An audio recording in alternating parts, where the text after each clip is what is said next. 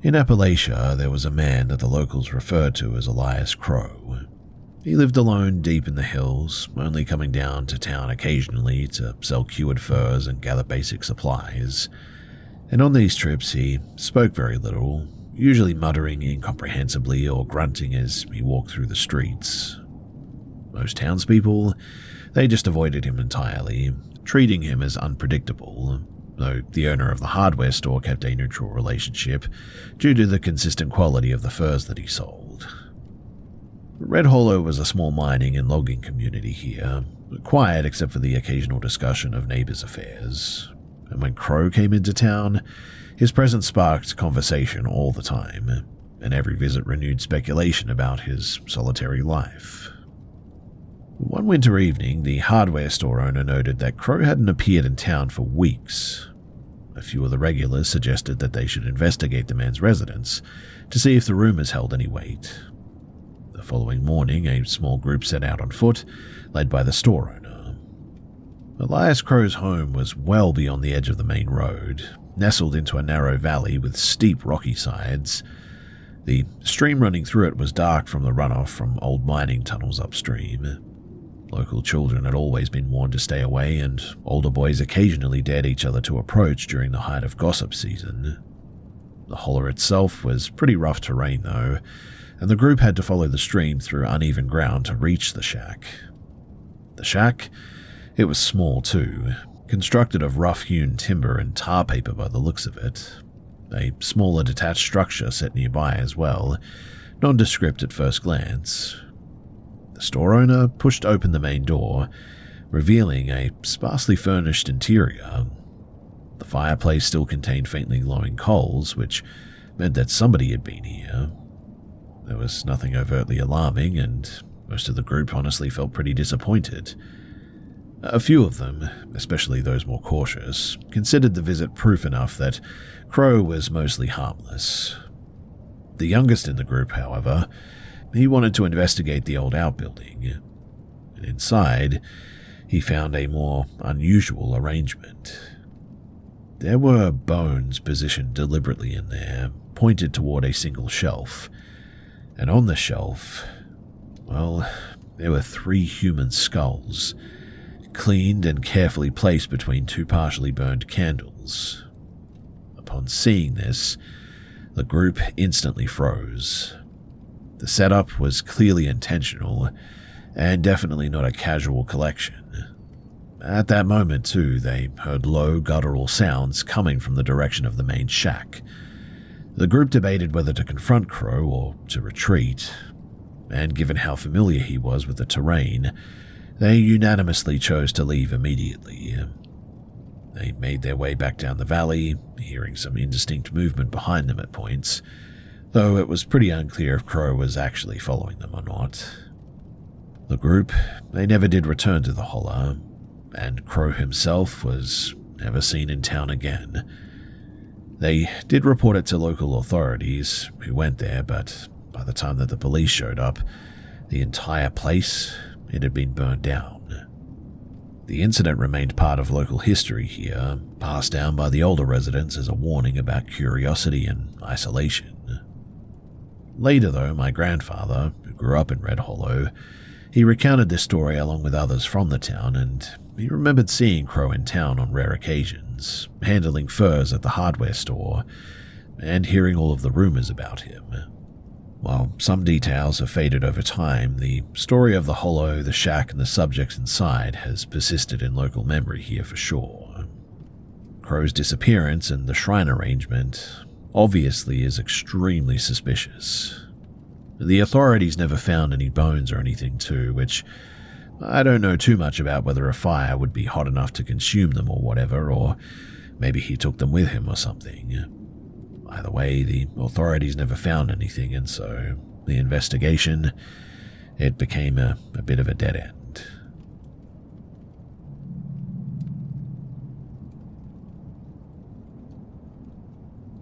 So, several days a week, I was responsible for collecting my younger brother from his school at the time.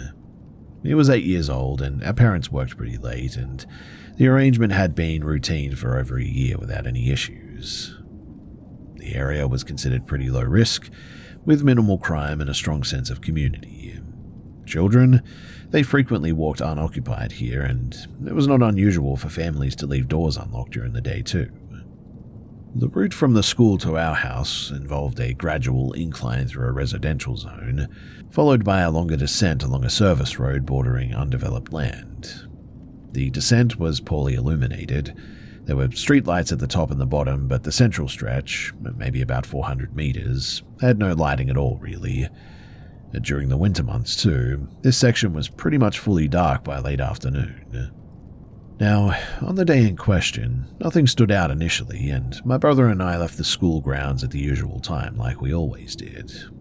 He was talking about a classroom issue or something, I think, and I was sort of paying partial attention while scanning traffic, as I normally do.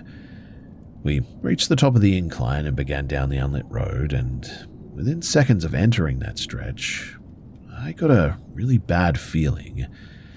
Something just wasn't right, and I couldn't immediately put my finger on it or see what it was, but I just felt weird. There was no noise and no visible movement anywhere, and no change in the surrounding or anything. But the reaction that I had was instinctual, I suppose. I felt tense all of a sudden, and I was urgently sort of looking around, trying to assess the environment around us, but I couldn't see anything. I stopped walking, though, and we turned around for a bit. Maybe about 20 to 25 meters behind us was an adult woman walking in our direction. I hadn't seen her earlier or heard anyone approach prior to that moment. Given the narrowness of the road and the absence of the side paths, though, this was pretty unexpected. The woman appeared elderly, possibly in her late 60s or older, based on her posture and her gait. But what stood out the most was her speed. She was moving faster than what should have been typical for someone of her apparent age, particularly on a downhill grade. And when she noticed that I had turned around, she altered her facial expression in a way that suggested deliberate acknowledgement rather than casual reaction, and she smiled. But the expression didn't appear friendly or neutral or even normal. It was sustained, direct and incongruent with the situation altogether. I didn't interpret it as a social gesture at all in the end, and I didn't respond. At that point, I resumed walking without any comment. I did not want to alert my brother, as I didn't want to provoke panic or slow our pace through confusion or anything. I mean, our house was less than 5 minutes away at this point. After about 10 more seconds, I made the decision to change behavior without explanation, though, and I instructed my brother to run and took his hand to ensure compliance. He hesitated briefly, but he followed pretty quickly. I looked back once, and this woman was no longer walking. She had increased speed significantly and was closing the distance. And in her right hand, she was holding an object that reflected faint ambient light, and based on the shape and the grip, I could tell that it was a kitchen knife or something similar. There was no verbal exchange. She didn't shout or signal. The behavior suggested pursuit rather than coincidence, and we reached our property gate shortly afterward, and I opened it, directed my brother inside, and secured it immediately. I also remained at the gate momentarily to verify that it had been latched correctly. From inside of the property, I observed the woman stop on the opposite side of the fence, and I could see her 2 lower legs through the gap beneath the gate, and they were completely hairy. She didn't attempt to climb or force entry or anything, and she remained stationary for a short period, likely under a minute, I would say, before she left the area. But before she left, I noticed something strange about her appearance. Her face looked really weird. In fact, upon reflection, I think that she was wearing a mask. She left, and no further contact occurred, thankfully, but the incident was reported by my parents that evening, and they contacted local authorities, but no matching individual was ever identified, and no similar reports were shared with us afterward. We altered our routine permanently after that, though, and I no longer walked that route alone with my brother anymore, too. Thankfully, we got away that day, but sometimes I look back on that moment and I think, what if she had caught up to us? What would she have done? And was she even a she?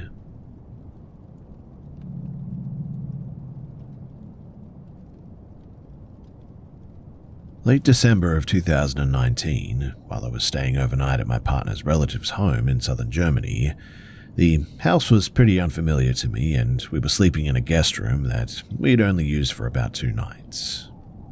Now, at about 3 in the morning, I became aware of movement in the room. My partner got out of bed to use the bathroom. I was not fully asleep or fully awake at that point, but I clearly observed him stand up and leave the room. The door opened and closed even, and this part is important because it anchors the experience to an external stimulus. You see, after he left, I noticed that the room felt colder than before. The window was open slightly, which I remembered agreeing to earlier despite preferring it to be closed. I considered getting up to shut it, but I hesitated because I felt physically heavy all of a sudden and sort of mentally foggy, similar to the sensation of drifting back into sleep. But at some point after that decision, I experienced what felt like standing up, moving across the room and closing the window. The sequence was coherent and continuous, and I recall stepping carefully, touching the frame and returning to the bed. There were no visual distortions that suggested dreaming. Everything appeared consistent with the room layout. When I lay back down, I felt extremely drowsy again, and within seconds I felt an arm extend toward me from behind, resting in the familiar position my partner uses when initiating physical contact during sleep. This is a habitual gesture between us, which is why I reacted automatically by reaching back. While touching the arm, I became aware of a contradiction, though. You see, my partner should still have been in the bathroom, and that realization triggered an immediate stress response. I sat upright quickly and pulled the arm toward me to identify its source. At that moment, I saw that the arm was disconnected from any body. There was no resistance consistent with a person lying next to me, and without consciously deciding to speak, I said a name associated with a deceased relative, followed immediately by a second unfamiliar name that I'd never used before, and also have not been able to recall since. There was no emotional attachment to the names. They surfaced reflexively. Immediately afterward, I felt a physical sensation consistent with being pushed backward onto the mattress. The motion was abrupt and resulted in a brief loss of awareness too. When consciousness returned, I was laying on my back, breathing rapidly. The first thing that I did was I looked toward the window and it was still open. This directly contradicted my memory of getting up and closing it, obviously. Seconds later, I heard the bathroom door open and my partner returning to the room. The timeline indicated that he had never left the bathroom during that experience. Now, physiologically, I experienced fear symptoms. I was sweating, I had a lingering sense of panic, all that. These subsided gradually over the next several minutes, but I was able to move freely and speak normally after waking. In the following hours, I replayed the sequence repeatedly in my head, primarily because the event began with a verified external trigger and transitioned seamlessly into what I can only say is a false sequence of actions. But the realism of the sensations made it difficult to classify it as just a typical dream. I guess the key factor is that the experience ended when full consciousness resumed and no elements of it persisted beyond that moment. I didn't experience anything afterwards too, no reoccurring episodes and no external evidence to it either. And while I'm not completely sure what happened there, I know that I saw my partner get up and go to the bathroom, and I'm pretty sure that I went to that window and closed it. In fact, when I woke up, I was in the position that I had been in when I was pushed at the last second in that dream state or whatever it was. Understanding that makes me think that the whole thing wasn't a dream and that something very weird happened that night.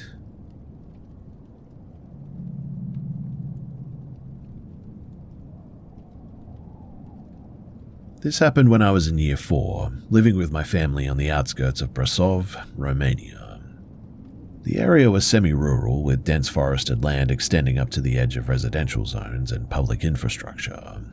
My primary school sat at the boundary between developed land and some unmanaged woodland.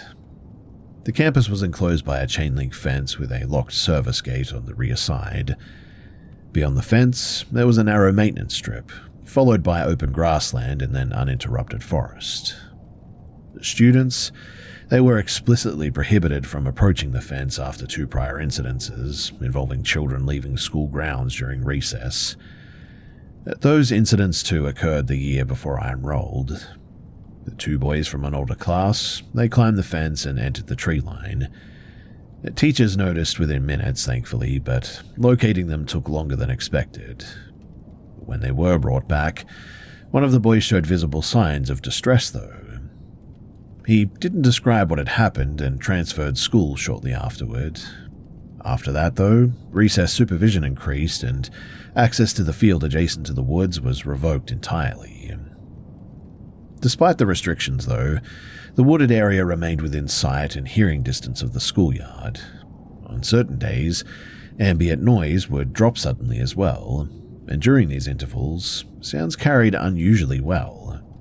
Students and staff occasionally reported hearing low mechanical noises resembling engines, despite no nearby industrial sites. Other times, the sounds resembled footsteps moving through the undergrowth. No animals were ever observed at those moments, though, and no maintenance activity was scheduled during those school hours. Because both of my parents worked late, I attended the after-school supervision program several days a week there. Staffing during those hours was pretty minimal, to be honest, typically overseen by university students training as educators, really. When weather allowed, we were taken to the older sports court on the opposite side of the campus, farther from the tree line. I never participated in group games, and usually I just remained seated near the edge of the court. But on one occasion in the early autumn, while facing the wooded boundary, I experienced what I can only describe as a brief episode of tinnitus, accompanied by just a sensation of pressure or something. At the same time, I observed the perimeter fence vibrating in a sort of localized section. There was no wind that day, and nobody was near the fence. When I turned away, the vibration ceased. But moments later, the supervisor called everyone inside due to a head count discrepancy, and a separate incident occurred later that term during an extended recess period. Staffing was reduced to a single teacher, and one student, a girl from my class, was unaccounted for during a routine roll call. The class searched all standard areas, bathrooms, classrooms, the gym. The woods were not checked due to policy, but maybe about 15 minutes later, the student was found seated near a side entrance that had been checked multiple times already. She claimed that she had moved, and upon being located, she began crying and was unable to explain where she had been. Later, she attributed her reaction to an argument with another student, though no one present recalled a conflict severe enough to justify her response. At the time, these events were treated as just sort of unrelated, but in hindsight, they share common situational factors: limited supervision, transitional periods, environments that encouraged misinterpretation of sensory experiences. The children lingering near restricted areas, too, were likely responding to curiosity amplified by the prior warnings and the rumors that were going around. Thankfully, nothing else happened after that, but while the experiences were pretty unsettling at the time, particularly for us kids, we got over it for the most part, and like I said, nothing ever really happened again. But the memories of that moment, they remain very vivid for me because They occurred during my formative years and were reinforced by a lot of uncertainty around it, and mostly because no one could really explain what had happened to that little girl.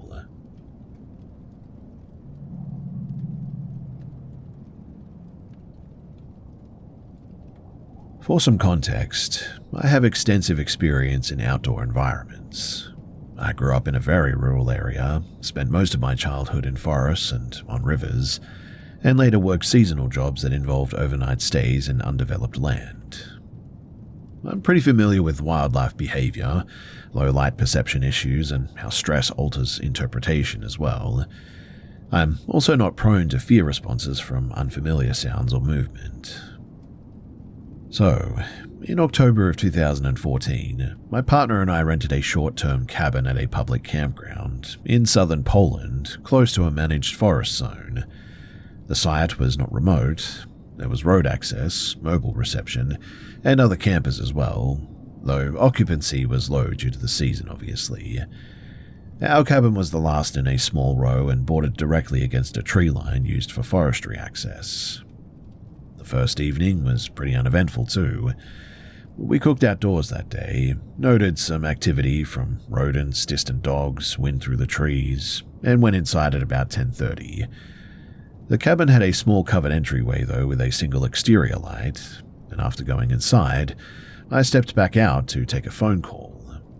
While pacing the length of the entryway, I reached the side closet to the forest boundary and sort of stopped abruptly. The reason was not the sound or movement, but it was the contrast.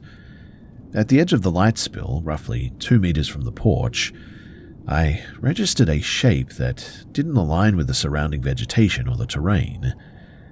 The object, whatever it was low to the ground, upright and stationary.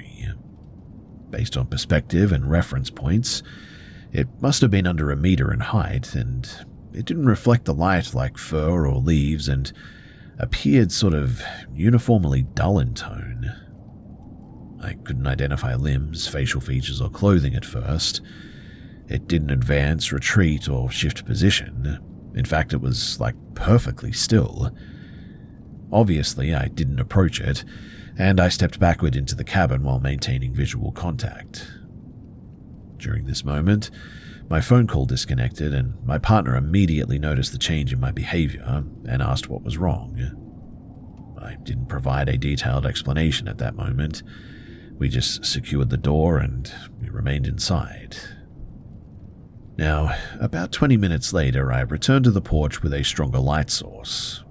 The area where the object had been was now empty. There were no visible tracks, disturbances, or sounds, and we didn't hear movement during the interval. Eventually, I took my mind off of it after a cup of tea and just sort of sitting down and watching some things, and then we went to bed and I didn't think too much of it. Now, the following day proceeded pretty normally until early afternoon. While inside the cabin, we experienced this sort of intense vibration accompanied by sustained low-frequency noises. The entire cabin was rattling, and the sound pressure was significant enough to really cause us discomfort. We exited the cabin along with several other campers to try to determine the source. The disturbance was caused by multiple military aircraft flying at really low altitude. The aircraft passed overhead several times before leaving the area too. We eventually went back inside after some brief discussion with these nearby neighbors, and I would say probably at around 8 o'clock I went out for a smoke on the porch again. And as I was sitting there, the entire night just sort of went completely still. What I mean is that there was no wind, there was no sound of any animals around, the rustling of leaves just completely left. It was almost like I was suddenly in a vacuum, without any sound whatsoever. It was really weird, and obviously at the time I was sort of weirded out by it, and so I got up and started heading back inside.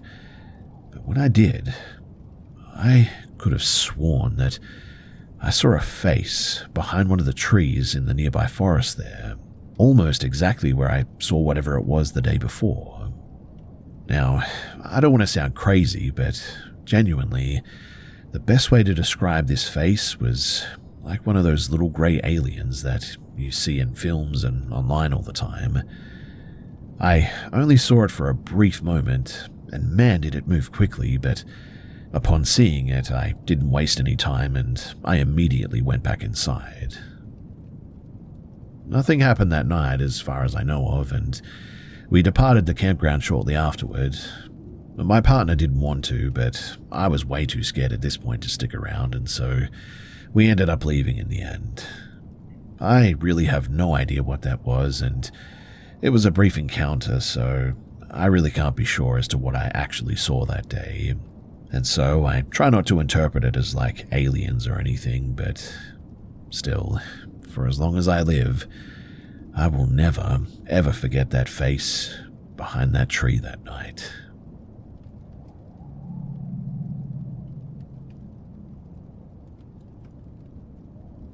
Before coal mining became a local industry, the valley near Ironwood, Kentucky was used by Native Americans for seasonal hunting and livestock management too. By the time that my family settled there in the early 1900s, only traces remained, mostly arrowheads, pottery fragments, and a few worn paths through the woods too. My grandfather often explored the surrounding forest and hills during hunting trips. He was used to finding artifacts too, but he also had a habit of investigating unusual terrain, including small rock outcrops, nature shelters, and cave entrances too.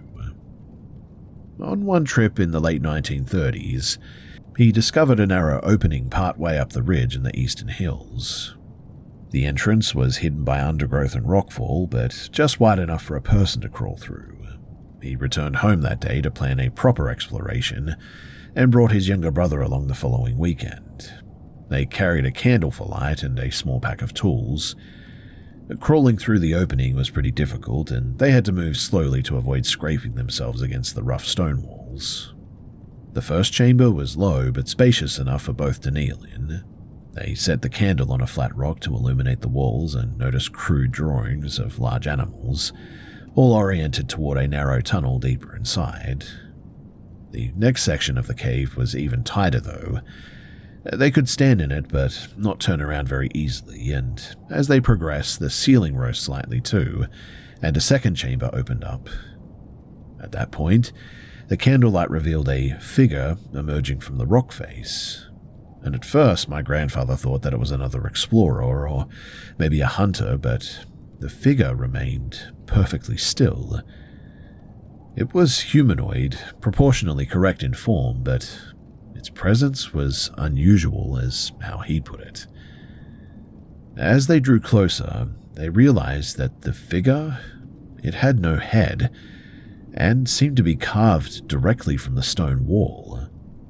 The sculpture, which is what it looked like, extended several feet above their height with smooth features on the front and rough, unfinished edges on the back. The neck had a jagged break where the head would have been, but the rest of the form was remarkably well defined. My grandfather later explained that the figure felt threatening when they first saw it, and created a sense of imbalance as though the space itself was reacting to their presence. He and his brother didn't linger, they retreated carefully, leaving the candle behind.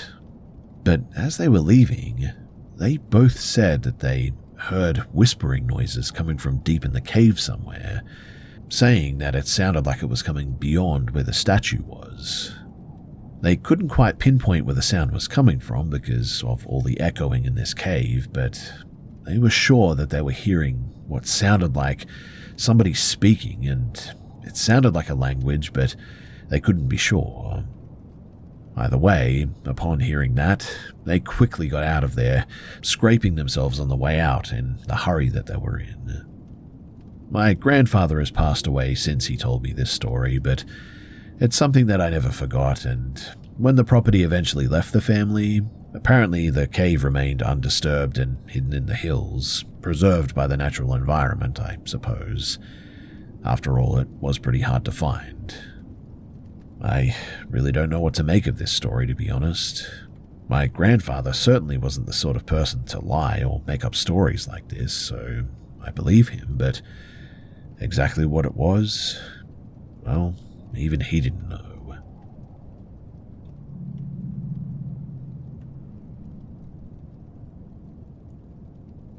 So I keep a field log for solo rides and hikes, mostly to track routes, weather, and changes in the terrain here.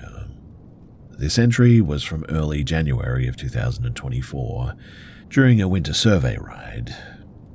The area that I was in sits between farmland and a motorway corridor, with long-abandoned logging tracks and unmanaged woodland. Conditions that day were pretty unusually cold for the region. Overnight temperatures were well below freezing, in fact, which eliminated the persistent mud that had made the area pretty difficult to navigate, well, in previous weeks anyway. Visibility was clear despite a reoccurring fog pattern in the valley below.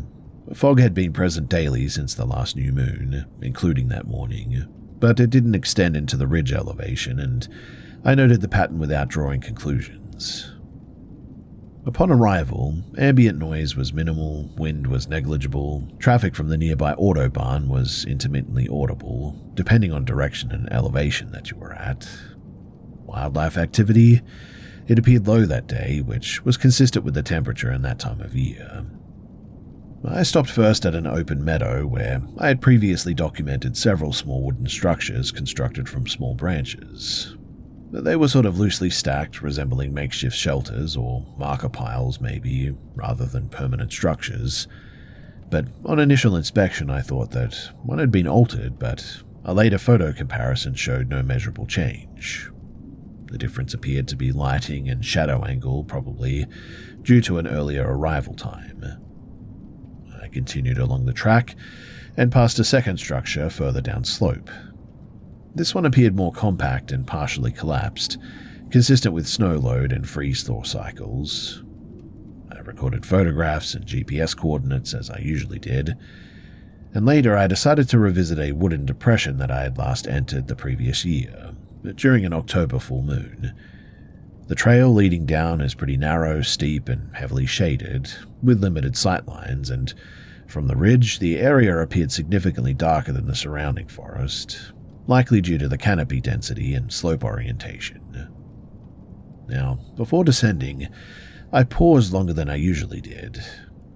I experienced a strong reluctance to go forward, which I attributed to a combination of fatigue, low temperature, isolation, and memory of prior difficulty navigating that section.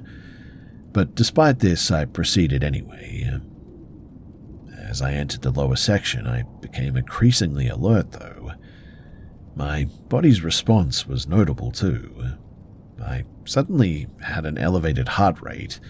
I felt tense, and my auditory sensitivity went up.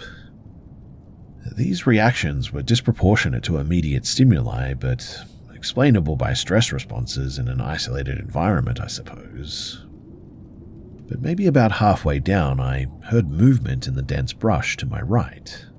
The sound was heavy and irregular, consistent with a large animal or maybe a person moving through the undergrowth. Visibility was very limited. No visual confirmation followed, and I dismounted and scanned the area without approaching the sound source. At this point, I experienced a really strong feeling as to not use my headlamp or move toward that noise. This was a conscious decision, based on the risk assessment rather than fear, I suppose. In low visibility terrain like this, illuminating oneself can reduce situational awareness rather than improve it. So I remained stationary for several minutes, and during that time I noticed displaced leaves and branches further down slope, suggesting recent movement, though direction and cause were pretty unclear. There was no vocalizations, shadows, or follow-up sounds after that. I chose to stop and eat, partly to regulate stress and also partly to avoid rushing a decision. I sat on a nearby tree stump and ate the food that I had packed. I also poured a small amount of alcohol onto the ground, not as a ritual, but because the flask had leaked slightly and I chose not to carry excess liquid back uphill. Following this pause, though, my body's response seemed to normalize. The environment didn't change, but I guess my perception must have, but after that, there there were no further sounds. I completed the additional documentation, and then I began to exit the area. And I must have been about maybe halfway up the track when I turned around to take one last glance at the area. And when I did, I saw the strangest thing. There was this completely white creature that looked so thin that it was almost just bone. It was standing off to the right near some bushes and some trees, but I only saw it for a brief moment before I just took off running because whatever the heck that was, it was not normal. I'll try to describe it briefly as I got a pretty good look at it, but I didn't see it for too long. So it was completely emaciated, completely white as white paper in fact. It had a sort of boxy look to it, or rectangular in shape, elongated arms down to its knees, and it had these large black eyes that sort of looked like they were almost popping out of its head.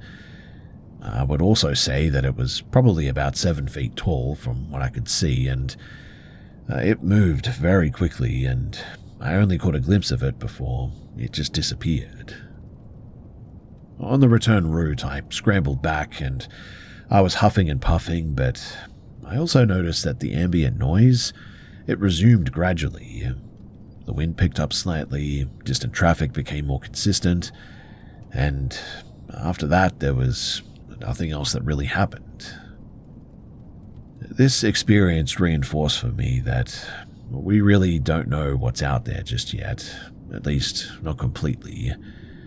I won't be returning to that area because whatever that was, it looked dangerous and I won't be taking my chances, that's for sure.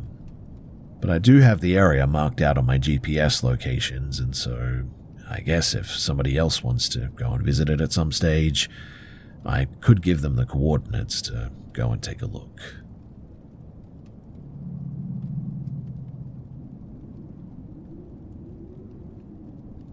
So I was returning alone to my residence on the opposite side of town one night. A scheduled infrastructure project had closed several roads that took me back to my place, but that forced traffic into a temporary sort of loop system there. After multiple unsuccessful attempts to re-enter the main route, I followed a posted detour that led away from the residential areas and into an agricultural corridor with adjacent forest. My mobile reception dropped within minutes. This wasn't completely unexpected. Coverage in that area has gaps due to terrain and distance from towers, after all. I had driven through the area before during daylight hours, though rarely ever at night. The road ran straight for several kilometers, though, alongside unmanaged woodland. There were no houses, no footpaths, and no visible access points. Due to uncertainty about upcoming turns and the absence of navigation data, I reduced speed significantly. Less than a minute after entering this stretch, I heard a sharp metallic impact against the rear left side of the vehicle. The sound was distinct from road debris or tire contact. It was abrupt and directional, consistent with an object striking the car from the side rather than the vehicle hitting something on the ground. It even sort of buffered the car a little bit.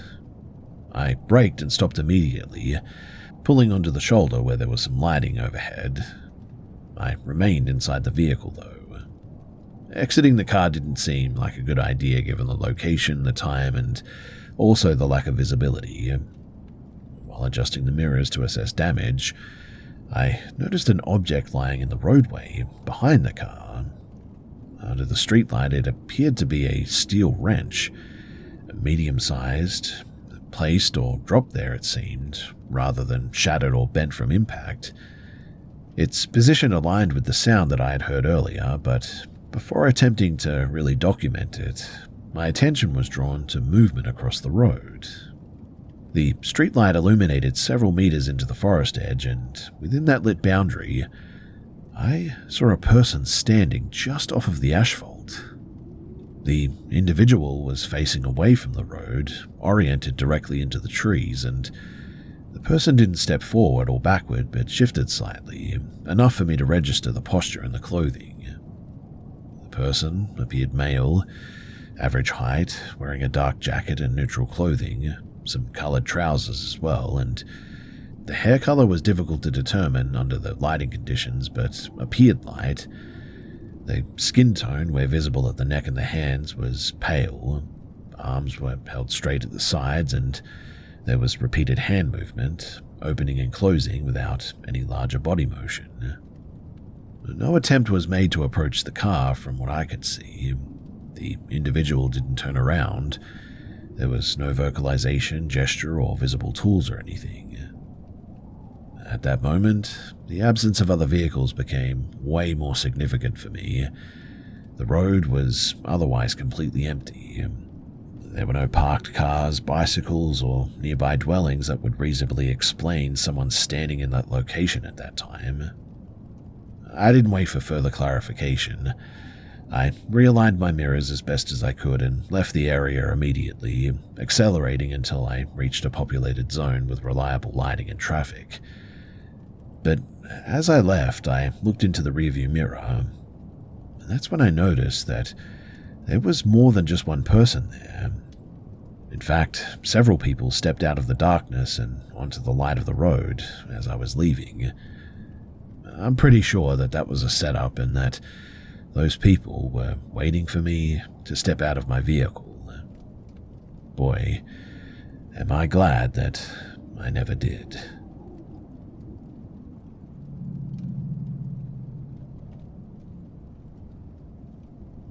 By the time that this situation stopped developing, it had been ongoing for close to 18 months, though the most disruptive incidents were concentrated within the first year. As of now, there has been no confirmed activity connected to it for roughly 8 months, which is the only reason that I considered it resolved rather than ongoing. So, in early 2023, I was living in a rental property in suburban eastern Colorado, just outside of a mid-sized city. I was 21 years old, sharing the house with a close friend of the same age. The neighborhood was generally stable, families, long-term residents, minimal reported crime. Rent was pretty high, maintenance response was pretty slow, and interaction with the property owner was limited to automated messages and occasional inspections. The structure itself had a partially underground lower level, accessible only from the exterior. That space was unfinished and pretty irregular. According to the landlord, the house had sustained damage years earlier when a large tree fell near the foundation or something, resulting in structural modifications that apparently left a sizable crawl void along the rear wall. The area was not sealed in a conventional manner too. The basement contained 2 water heaters, one active, one disconnected and unused, along with some stored items of minimal value.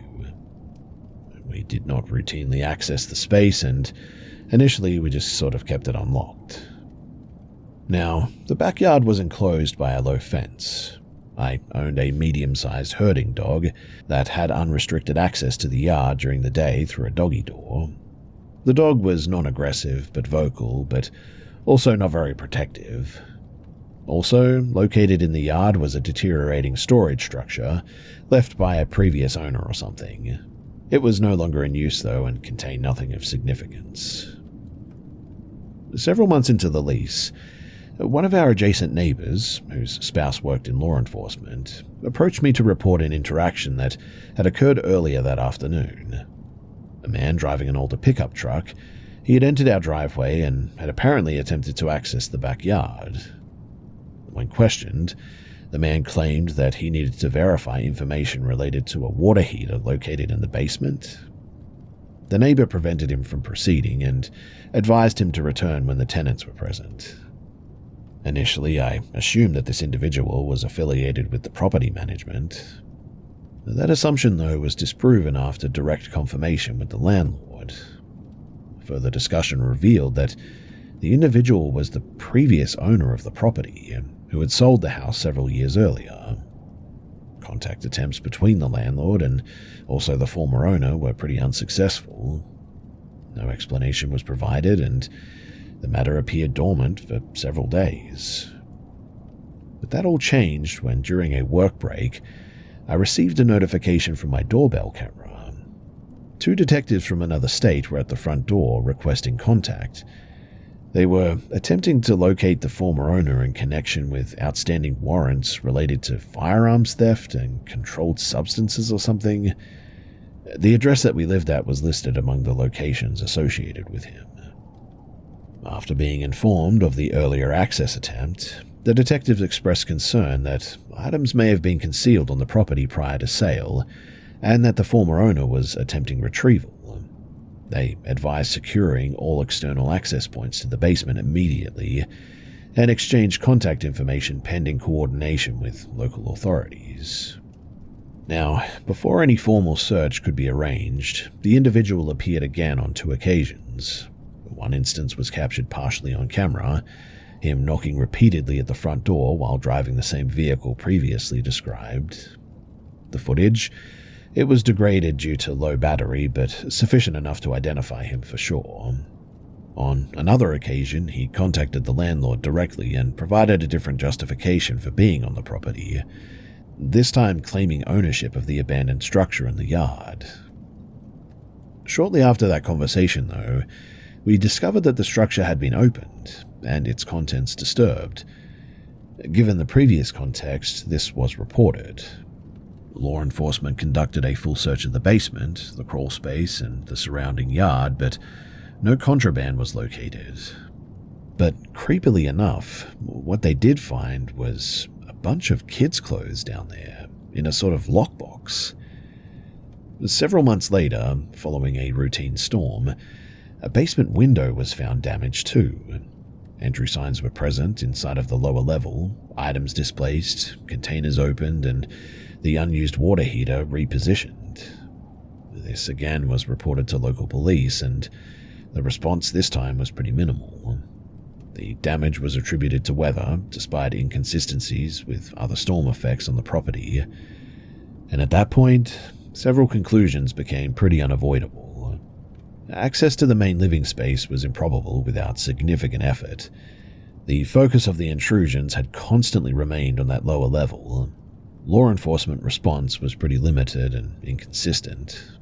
Nothing of value had been taken, but there was evidence of kids' clothes down there, which is really creepy. We reinforced the locks, altered routines, and we ceased using the basement entirely after that. Since the final confirmed incident, there has been no further activity, no sightings, no access attempts, and no damage, thankfully. But just to be clear, when I say kids' clothes, I don't just mean a few shirts or something. I mean like a whole load of different things. Like, if I had to put a number to it, I would say maybe like 30 or 40 different outfits for different kids. There were a lot of clothes down there. Some of them looked older than others, and I didn't touch them, and the police took them, so I don't know what happened to them, but again, if the police took them, that suggests something weird, right? In practical terms, the situation ended not because it was resolved through intervention or anything, but because the individual either recovered what he believed that he needed, or determined that it was just no longer accessible and maybe not worth the risk. The outcome for us was definitely not satisfying, but thankfully it was stable, and eventually we moved out, and we never heard anything after that.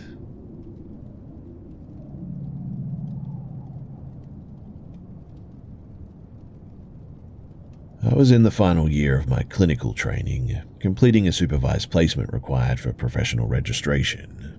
I was 28 at the time, newly relocated and living alone for the first time too. The move, it was temporary but demanding, and I had minimal social ties in the area. My focus was on work, study requirements, and maintaining a routine that followed me to function under long hours and some high stress. I had grown up in a household where risk was quietly managed by others for the most part, and as a result, I did not actively assess my environment very often. I assumed safety as a default condition rather than something that required attention or planning. Now, on the day before the first incident, I returned to my unit to find structural modifications that I had not approved. My father, who lived several hours away, had assessed the property while I was out and installed timber braces across 2 windows and the rear sliding door. His explanation was brief and practical, as it always was with him. My reaction, though, was emotional and dismissive. I interpreted the action as intrusive rather than preventative and complained to my sibling about it during my drive to work. I intended to remove the barriers that evening, too. That plan was eventually delayed due to exhaustion and some poor judgment. But at approximately 3:40 in the morning, I was woken by repeated impacts against the bedroom window. The noise was not consistent with any environmental causes. It was rhythmic, forceful, and very close, too. When I oriented toward the sound, I observed movement outside of the glass. 2 individuals were attempting to push the window inward. The window itself, it was poorly secured and would not have resisted sustained pressure. The only obstruction was the timber beam fixed across the interior frame, and because of that, the opening widened only partially. One person managed to force a lower limb through the gap, while the rest of his body remained outside. The second individual continued applying pressure from behind. Both were speaking loudly, and the statements were directed inward and explicitly threatening. I was unable to respond or move for several seconds, which I later understood as an acute stress response rather than indecision. Once I sort of regained partial control, I retreated into an interior space and contacted my partner. I didn't call emergency services directly. This was not a reasoned decision. It was avoidance driven by shock, really. My partner recognized the situation immediately, though, due to the background noise, and contacted authorities on my behalf while remaining on the line with me. The attempt, though, ended abruptly when the individuals abandoned the effort and left the area. Police arrived shortly afterward, and a report was taken. Officers were direct in explaining that without identification or apprehension, follow-up options were pretty limited. Additional patrols were requested for the surrounding streets for a short period, but really, that was about it. I did not remain alone in the unit for several weeks afterward.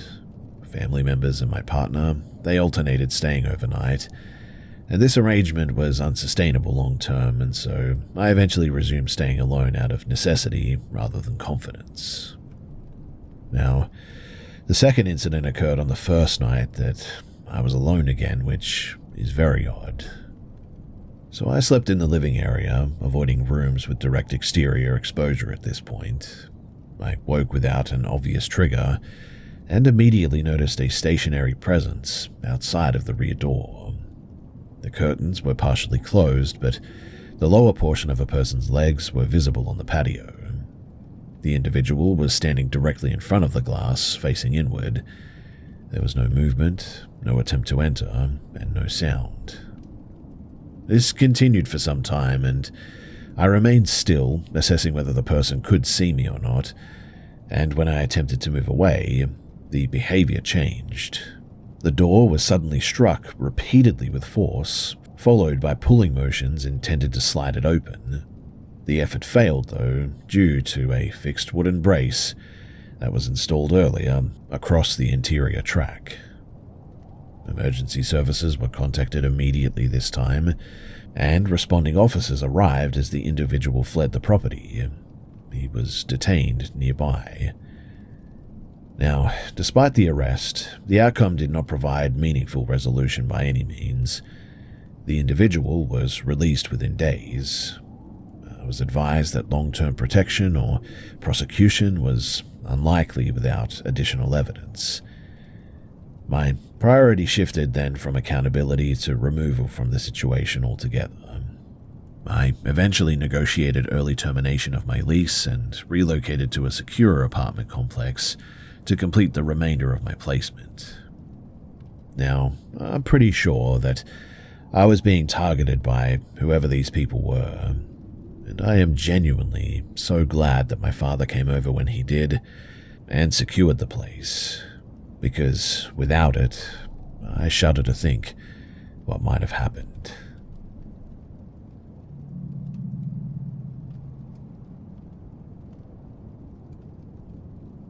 The place that this happened has a population under 10,000. The town, it functioned almost entirely around a short commercial strip, 2 bars, a late-closing takeaway, a pharmacy, and a small transit shelter that serviced buses during the day only. After 9 p.m., public transport ceased here, and foot traffic dropped to pretty much zero. Now, my route home from work followed this strip for several minutes before transitioning into residential streets. The total walk, it was under 10 minutes, and I had done it alone many times without any incidents, and had come to treat it as routine rather than something requiring active attention. The date, it was January 1st, early morning, and I had finished a late shift at a bar due to holiday trading hours. After closing, several staff members remained inside briefly for drinks while cleaning wrapped up, and by the time that I prepared to leave, it must have been around 2:45 in the morning. A colleague offered to walk with me, another suggested driving me part of the way, and I declined both in the end. My decision was based on impatience, not risk assessment, and so I left alone. The streets were empty that night. All nearby buses were closed, the lights were off, doors secured, and I walked without music and was smoking a bit, which was typical for me after work.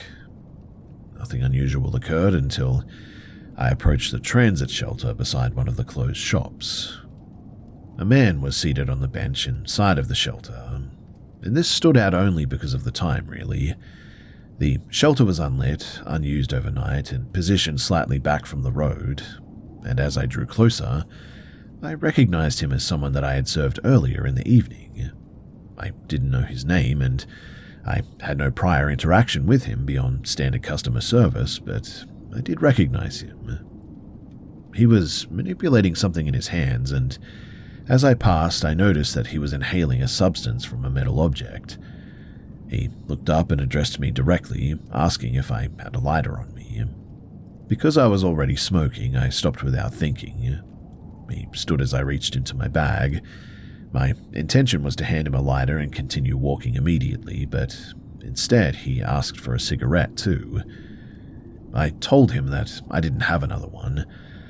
During this exchange, he moved closer than was really appropriate. I suddenly became aware of just how isolated this location was. There were no vehicles and no open buildings and no visible residents for several hundred meters. I attempted to end the interaction verbally and physically by turning away, and he told me to wait. At that point, his tone changed. There was no raised voice, but the content shifted abruptly. He stated that he had been agitated all night and that he had been looking for someone to take it out on, apparently. He followed this with a remark that I should not be alone at this hour. This was not framed as advice, mind you, it was more observational, I would say. I didn't respond immediately. Instead, I scanned the area and saw nothing that would interrupt or deter him. So I lied and told him someone was expecting me nearby. I named a boyfriend who was not present and implied proximity rather than location. He reacted with visible disbelief and said that he would walk with me to meet this person. I refused repeatedly, but he positioned himself behind and slightly to the side of me as I resumed walking. He spoke continuously, alternating between statements about being misunderstood and assurances that he was not a danger to me specifically. His proximity never changed, mind you. I didn't attempt to run. The streets were narrow and poorly lit, and I believed sudden movement would escalate the situation. So instead, I took out my phone under the pretext of checking messages and typed a short warning into a shared work chat. My battery level was critically low, unfortunately, and so I chose not to make a call because he was monitoring my movements closely and commented when I stopped listening to him. When we turned onto my street, his behavior shifted again. The language became explicitly sexual. He referenced my age, my appearance, and my supposed relationship. I didn't respond. I increased my walking speed incrementally. At this point, I realized allowing him to follow me to my actual address would create a long-term risk, even if nothing happened immediately. way. So I selected a house with a visible interior light and opened the front gate without hesitation. I announced that this was my home and closed the gate between us. I approached the door and pretended to unlock it. I did not look back until I heard his footsteps retreat. Once he was no longer visible, I exited the gate and I just ran. But he noticed and followed for a short distance, but didn't close the gap. I reached my house seconds later and I was unable to enter because the internal lock was engaged, but my phone powered off while I was attempting to use it, and I knocked forcefully until my father finally answered. This incident was never reported. I could not really identify the man, and there was no physical contact or evidence of anything malicious happening. And so in the end, I just chose to no longer walk alone at night in that town. I never did see that man again after that, which again is a little bit strange because, as I mentioned earlier, the town is very small and, well, everyone knows everyone here. And I guess the lesson here is to just be more cautious and more prepared, because some outcomes can definitely be avoided by preparation.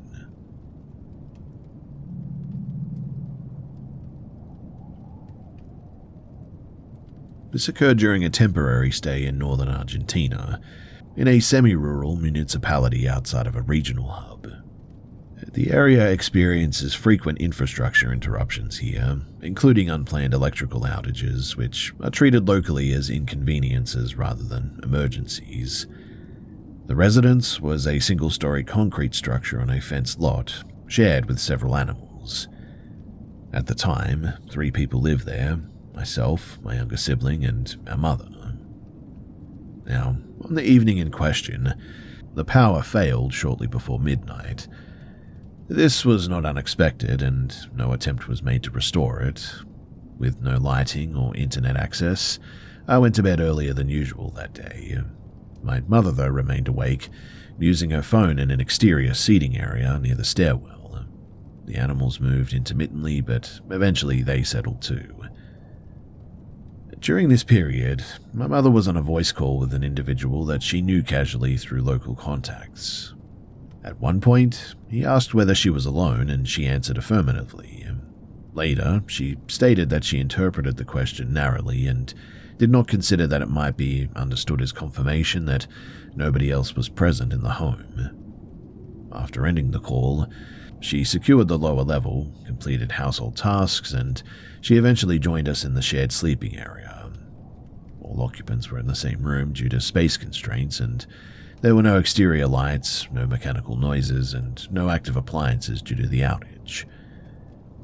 Now, sometime around 1:30 in the morning, I woke to a repetitive sound consistent with deliberate knocking. This was followed by a short whistling pattern, and before I could react, my mother spoke quietly and instructed us not to move or to respond, and we complied. Movement was restricted intentionally, and the sleeping surface beneath me, it was suspended and produced audible noise with minimal motion. Any repositioning would have been detectable pretty quickly. The temperature was pretty hot that night, due to a lack of ventilation as well, but nobody moved. Over the next several minutes, the person outside moved across the property, and he attempted to get our attention at multiple points: a side entrance, the primary door, and a front-facing window. The sound suggested controlled handling of fixtures, consistent with someone attempting to test access while minimizing noise, and at one point, pressure was applied to the window frame, though no forced entry occurred. After a period of inactivity, the footsteps seemed to recede and no vehicles were heard, and so the property returned to silence. The response inside of the house was pretty diverged. My sibling and I remained awake, monitoring for further sounds. Our mother resumed sleeping within a short time, and when questioned later that night, she dismissed the event as likely animal-related, despite the absence of any barking or movement consistent with that explanation at all. But the following day, she disclosed additional information. The individual who had attempted to access the house It was the same person who had contacted her earlier and asked whether she was alone or not. She acknowledged that the timing and the behavior indicated intent rather than coincidence. Her stated plan was to verbally warn him against returning and escalate only if the behavior repeated. AKA, she didn't really do anything. Thankfully, he never seemed to come back, and so we never heard anything again as far as I could tell. But still, when you go through something like this, it sits deep in your chest with you for a long time.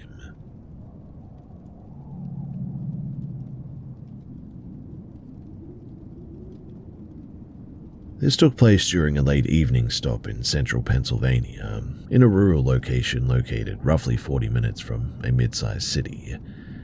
The town has very limited commercial activity and very few people around after sunset.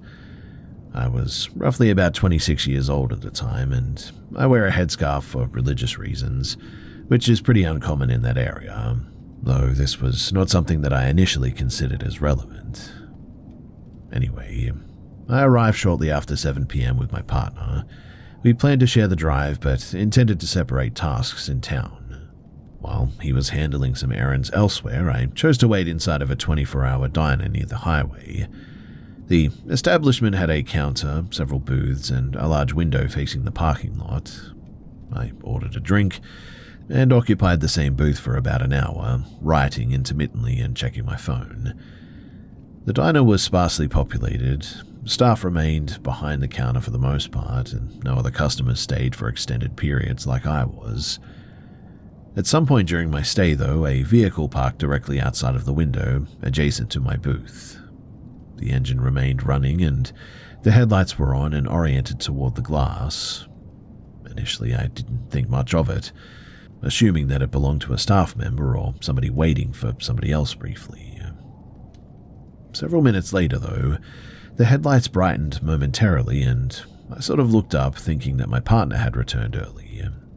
The vehicle was unfamiliar, though, so I resumed what I was doing, and I didn't move locations. In hindsight, the light changing appeared intentional rather than incidental, I think. Later, though, I noticed a man standing near the counter without interacting with any of the staff there. He was positioned in a place that allowed him to face both the dining area and the entrance. I didn't observe him ordering food or collecting anything, but when I looked up directly, he was focused on me. The attention was sustained and unbroken. There was no visible expression, but the posture and the eye contact suggested scrutiny rather than curiosity, I would guess. After a short interval, though, he repositioned himself closer to the entrance, partially obstructed by a divider wall.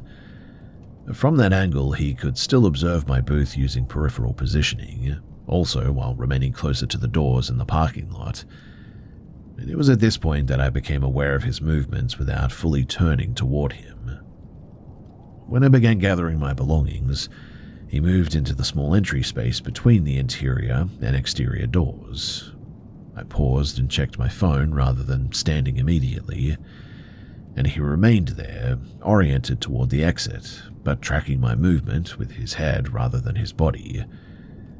At that point, I chose not to leave. I walked instead toward the restrooms at the back of the building. As I changed direction, he turned enough to confirm that he was watching where I was going. I stayed inside of the restroom longer than necessary and waited for a message from my partner confirming that he had arrived. When I exited, the man had returned inside and was standing near the entrance again, facing outward. I passed him without engaging, and I moved through the entryway. He didn't step aside fully, though, leaving limited clearance, but did not physically block me. His attention remained fixed as I exited. Outside, the same vehicle remained parked near the door, and I walked past it and entered my partner's car, which was parked one space away. I opened both front and rear doors briefly while settling my belongings. And throughout this, the man stood near his vehicle and continued watching me like a hawk. As we left the lot and merged onto the highway, I looked back and saw him still facing the road. Shortly after, A vehicle pulled in closely behind us and maintained that distance longer than would be expected given open lanes. It was a dirty-looking van, and it exited the highway a short distance later. Thankfully, nothing further occurred and there was no direct confrontation. No words were exchanged, in fact, and no laws were broken in a way that could be reported clearly or conclusively, so really, that was that. And although the situation ended without any harm and without any consequences, I cannot shake the feeling that I was targeted that day. And maybe it was because I looked a little different in town and because I wear a headscarf or something. I'm not really sure, but it was strange, and I definitely did not feel safe in that moment. And they were planning something.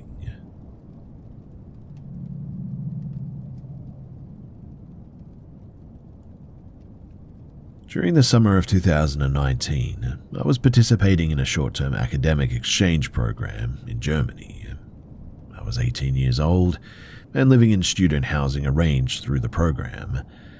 This was my first time residing outside of my home country without family supervision.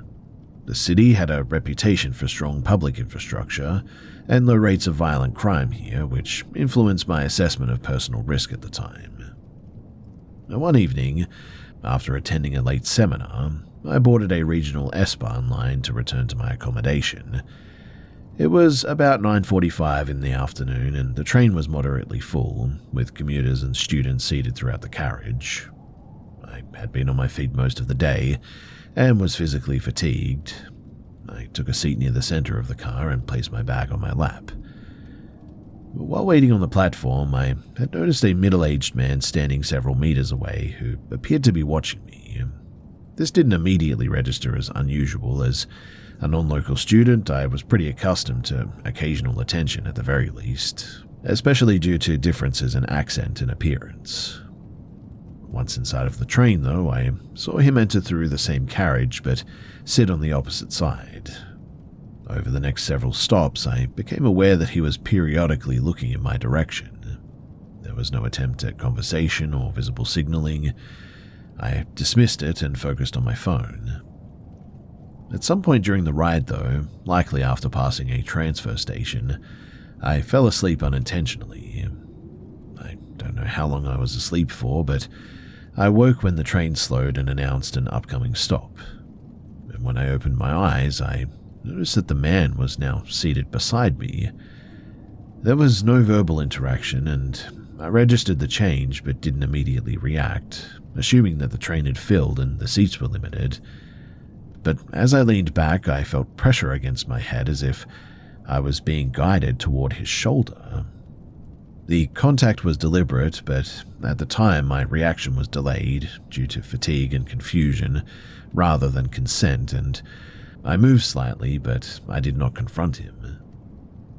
A short while later, I became fully alert when I felt my arm being pulled.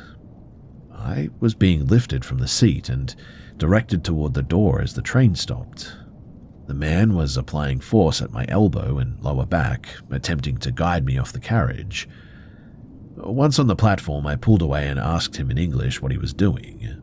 He responded in broken English that he knew me and that I had missed my stop. He stated that he would help me to get home, and this was very untrue. I told him clearly that I didn't know him and that he needed to leave me alone. He attempted to reassert physical control by taking hold of my forearm and steering me toward an exit stairwell, but at that point, I raised my voice and said that I would contact transit security if he wouldn't let go. I also gestured toward a uniformed rail employee visible further down the platform. The change was immediate too. He released me, stepped back, and walked quickly in the opposite direction without further comment. Mind you, he didn't run, but he didn't look back either. I waited on the platform until another train arrived and I boarded a different carriage. I remained awake for the remainder of the journey, as you can probably imagine, and exited at my correct stop eventually, where I waited inside the station until other passengers were present before leaving. After that night, though, I never did fall asleep on public transport again, that's for sure. and I treated the whole situation as a bit of a learning curve because I genuinely believe that if that man in uniform hadn't have been there, that I would have been in a lot of trouble.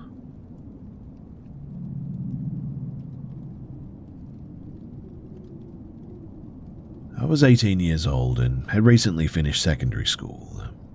The campus housing was intended for first-year students coming from outside of the region, and it was my first experience living without daily family oversight. The decision had been debated extensively at home too, but it was ultimately approved on the condition that I remained focused on academics and maintained regular contact. The apartment complex was functional rather than social. Each floor had a shared kitchen, laundry room, and study area. Most residents kept to themselves too, and I settled in pretty quickly, learned the public transport routes, and established a routine between classes, part-time work, and study sessions. I also became close with a student named Lenka, who lived 2 floors above me. Several weeks after the semester began, a new tenant moved into the unit across the corridor from mine. I didn't initially register his presence too, beyond noticing that the hallway was busier during evenings. My first direct interaction with him too occurred in the shared kitchen when he introduced himself as Marek. The exchange was brief and pretty neutral.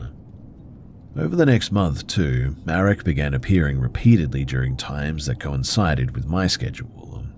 He would enter the kitchen shortly after I arrived, or wait near the elevator when I left for class, or sit in the study area without using the facilities. At first I assumed that this was coincidence, caused by similar academic timetables. The first indication that this behavior was not incidental occurred when I received an unsigned note placed inside of my mailbox. It referenced my clothing and stated that I stood out more than I realized. There was no threat or request attached or anything, so I discarded it without reporting it. Shortly afterward, though, Marek appeared at the cafe where I worked in the evenings. He remained there for nearly the entirety of my shift, too, without ordering any additional items. When I asked if he needed anything else, he declined and asked questions about my work hours, commute, and whether I lived alone. I redirected the conversation, and eventually I ended it pretty professionally. From that point forward, though, the encounters became more frequent and less situational. He began waiting in the hallway outside my apartment door. He would attempt physical contact, such as brief embraces or touching my arm, framed as friendliness. When I questioned his behavior, he stated that he believed that we were closer than normal neighbors. After discussing the situation with Lenka and 2 other residents, I confronted him directly in a public area of the building. I stated clearly that the contact and the frequency of the interaction were very unwelcome and that I wanted no further communication. He appeared displeased with that, but he did acknowledge the request verbally. And for about 10 days, there were no other incidents. Then, upon returning from a weekend trip, I discovered items placed inside of my apartment that I had not purchased, including groceries that I had mentioned casually in conversation weeks earlier. There was no sign of forced entry. Building management later stated that maintenance access had been granted for plumbing inspections, though no work order had existed for my unit. The situation escalated decisively, though, one night in March when my doorbell rang shortly after 2:30 in the morning. Obviously, I didn't answer. A voice identified itself as Marek, though, and asked to speak with me before things went wrong. When I didn't respond, he began knocking repeatedly and even tried to open the door. I retreated to the bathroom and contacted emergency services. I remained on the line until security and police arrived. Marek was detained in the corridor, attempting to force entry. Officers documented damage to the lock and took my statement on site. Subsequent investigation, though, revealed that Marek had previously been removed from student housing in another city due to harassment complaints. He had also accessed my online presence through secondary accounts connected to university directories. I never did return to that apartment after that, and with the assistance from the program coordinator, I transferred to alternate housing and completed the academic year remotely after that. Since then, I've avoided single occupancy living arrangements. The experience just really changed everything for me.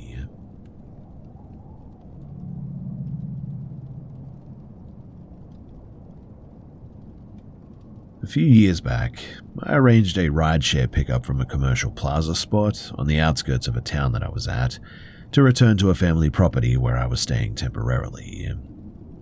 The trip usually takes between maybe 35 to 40 minutes depending on traffic, and I was familiar with at least 3 standard routes that remain on the highways for nearly the entire drive. The driver was an older man, likely in his late 50s I would say. The vehicle details matched the app, and the ride began without any immediate concerns.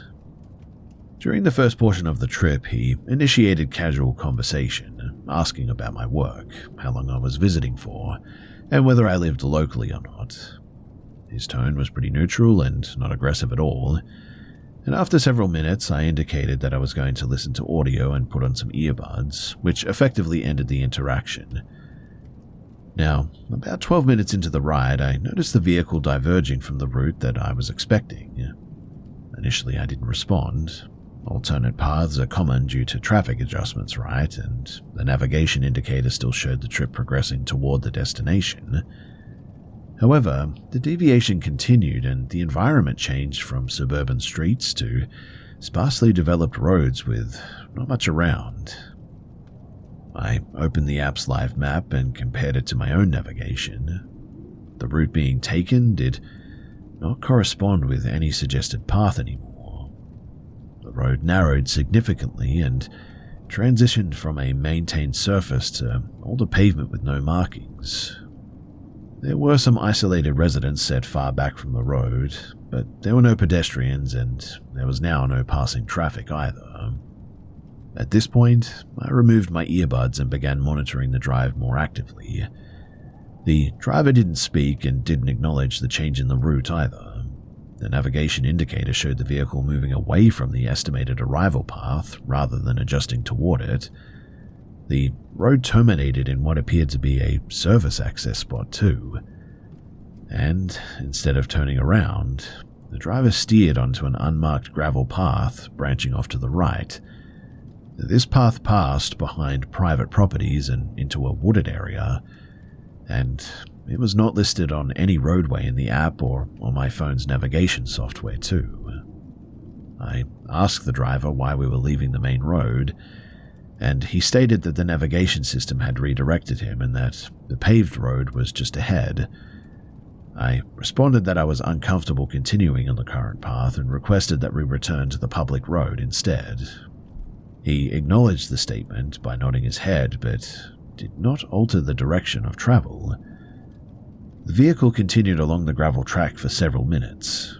The surface was uneven and narrow, really inconsistent with a maintained roadway.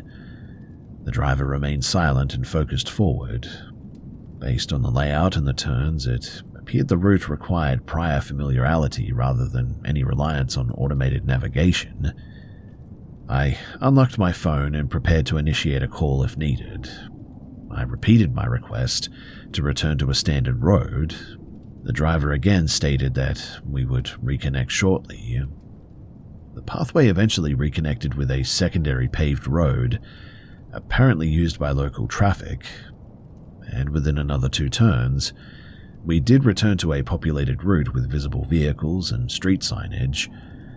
But only after this transition did the driver resume conversation, making comments about how navigation systems sometimes choose odd shortcuts, and suggesting that the route was unintended.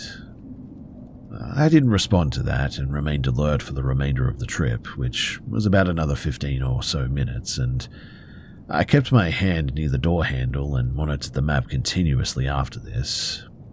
I can assure you, too, that the road that we were on was leading away from the destination that I was trying to get to, not toward it. Like, it was in a completely different direction. So, I know for a fact that it wasn't a shortcut or anything, and that the GPS would have been telling him to go back and turn around the whole way. In any case, the driver made no further route changes and did not attempt additional conversation too. After exiting the vehicle too, I reviewed the trip data, and the detour was not logged as an alternative route by the rideshare platform, and the gravel path was not identified as recognized road in any mapping service that I checked, which meant that the deviation increased the total travel time rather than reducing it, but he never charged for it either. I did report the incident through the app, documenting the route discrepancy and the refusal to return to a public road when requested, but I never did hear back as to what happened to that guy apart from some generic email.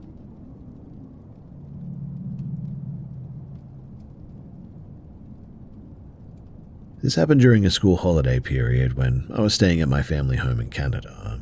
I was 14 years old at the time. The house was a single-story structure with a central living area and a short interior corridor connecting the bedrooms and a home office. Some temporary furniture adjustments had been made for seasonal decorations, which altered typical sightlines within the house at the time. But one evening, my parents and I were watching a movie together in the living room. The lights were off except for the television and a decorative light source near a far corner of the room. I was seated in a position where I had a sort of unobstructed view into the hallway, which was not normally the case. The hallway connected a bathroom, my bedroom, my parents' bedroom, and a small office at the end. And at some point during the movie, I just became very anxious all of a sudden. Mind you, there was no noise or movement that initially triggered it, but after scanning the living room and seeing both parents focused on the TV, I looked down the hallway. Due to the low lighting there, visibility was pretty limited, but sufficient enough to distinguish movement. And I observed a dark humanoid-shaped figure, like an outline, partially visible near the doorway of my parents' bedroom. The figure was stationary at first and then shifted position, becoming more visible. No facial features or clothing were discernible, only general height and posture. The duration of the observation was brief, but clear enough for me to register it as a person rather than a shadow artifact. Upon seeing it, I was terrified too. My heart began to race, and I didn't know what to do. The figure then moved fully into the hallway, paused momentarily, and proceeded toward the office at the end of the corridor. The movement was controlled, deliberate, smooth, and really weird. After several seconds of just my jaw being dropped and me just sort of sitting there watching this thing, I interrupted the movie and informed my parents that somebody was inside of the home. My father turned on all the lights and checked the hallway and office immediately. The office had no external access points and no windows, and he reported finding nothing and no signs of forced entry or disturbance or anything. No further action was taken that night. The movie resumed, though the atmosphere was definitely subdued. I didn't sleep well that night, and I remained alert for sounds in the hallway for hours. Later that night too, while in bed, I heard footsteps moving toward my room from the living area. This was not completely unusual, as my father occasionally checked in on me at night. The footsteps stopped outside of my door, and I then heard a brief tapping sound on the door, followed by a movement pacing back and forth along the hallway. The pattern continued for quite a long time without the door ever opening, and I didn't respond or investigate. The following morning, I asked my father whether he had come into my room during the night, and he said that he had not left his bedroom after going to sleep that night. And after that, there was no follow-up discussion. Now, about 2 years later, another incident occurred. I was home during the day and went to restart a laundry cycle in the basement. The basement was partially finished, with the laundry area located beyond a guest room. Lighting required that you flick a switch at the basement stairs, and while descending the stairs, I swear that I heard my name called from the direction of the laundry area. And the voice, it matched my mother's in tone and cadence. At that moment, though, I knew that my mother was upstairs in the kitchen. I sort of paused and I didn't proceed any further because I was so confused. I verbally responded once to confirm, then heard the same voice request assistance from the laundry area. No lights were on in that part of the basement though, and I immediately ran upstairs, closed the door, and encountered my mother moments later in the kitchen. She confirmed too that she had not called for me and had not been in the basement all day. After this moment, I always avoided being alone in the basement whenever possible. I never did hear voices again, but intermittent unexplained household noises were pretty common. Primarily footsteps during nighttime hours, continued sporadically over the following years. Eventually we did move, and I was really thankful for that, but years later I was having discussions with my parents about the past, and I sort of brought some of this stuff up, and they also acknowledged that at the time they heard things too. They said that they never told me because they never wanted to scare me, but that was confirmation enough for me to know that there was something weird going on in that house, and I really don't know how to explain it.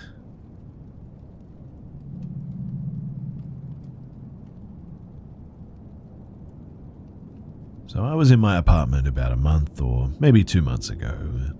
My roommate just texted me and told me that he was going to head on to work, and about 5 minutes after that, I get up from my desk, I have a gaming PC that's barely holding itself together, and go toward the kitchen for a refill on my coffee.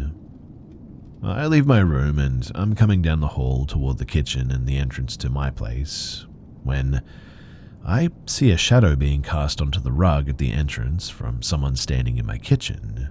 I even hear someone moving around the silverware, forks, butter knives, that kind of thing. My first thought was my roommate hasn't left just yet, and I say, "Hey man, you still here?" and continue walking towards the kitchen and the entrance. The whole time there's sounds of like a chain jingling and a buzzing sound sort of. I round the corner expecting to see him, but when I do, no one is in my kitchen. So my second thought is that it must have been my dog.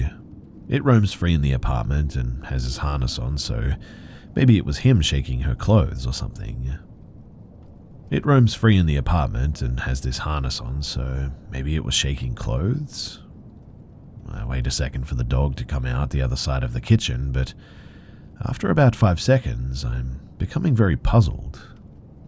With furrowed eyebrows and a confused frown on my face, I lean in to look out of the peephole on the door to see what's going on outside of my apartment door, and I still hear the jingling chain and the footsteps, almost like someone was walking a large dog past my front door. Whatever it is that's happening, I don't see anyone though, so I assume it's something happening out of view out there, and I just sort of shrug my shoulders and like, oh well, right? But here's the weird part. I turn around and am immediately faced with what I'm going to describe as a grey, leaning around the corner with one 3-fingered hand touching the wall. It looks insubstantial, but like it's made of smoke or fog. I gasp and take a step back, and it ducks back around the corner without a sound. I start saying things like, "It's okay, you can come out, I won't hurt you, and I'm sorry, you just startled me." Of course, there's no reply. I go up and inspect the corner where I saw it, and there isn't enough room for someone to stand there and peek around, much less to hide from someone coming into the apartment. There's like 4 inches of clearance between the edge and the TV, so unless someone was like 2 inches wide, they just wouldn't fit there. And look, I know as well as you that it sounds crazy as heck, but I swear that it's the truth of what happened. Maybe it's stress and I hallucinated it. Completely possible. Maybe I'm actually sick and need medication for some kind of chemical imbalance. I mean, I don't want to be a schizophrenic, but it's possible, right? And yes, before you ask, before that and every single night since, I see things out of the corner of my eye, but when I turn to look, there's nothing there. Not once have I felt threatened or afraid. I remember watching this YouTube video about lizard people having wardrobe malfunctions on live TV, I know it's probably all bunk, but I enjoy a good conspiracy theory as much as the next guy. It's entertainment. But I really just don't want to be the crazy guy. I watched this video and honestly didn't have a single thing on my mind when the encounter began. I just recall that was what I was doing when it started. I figure that I'm probably going to get a bunch of people probably doubting things and saying hateful stuff, and I can't help that or how I feel. The only thing that I can do is just try to be honest with the world and with myself. I may be cracking it, who knows, but this is what happened. I swear on it.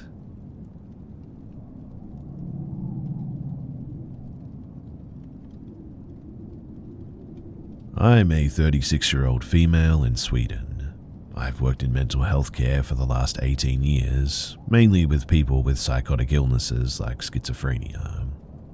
I was working at a group home for 9 years and was very close with my co-workers there, especially 2 females. The last few years I worked there, another female started working there too. Her name was M, and the 4 of us grew very close.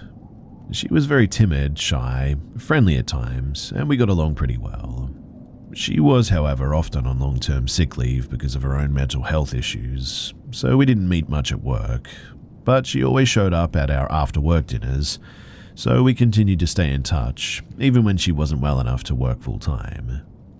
She told us that she had a history of schizophrenia herself, just like the patients that we were treating, but that she was medicated and hadn't had any psychotic episodes for years.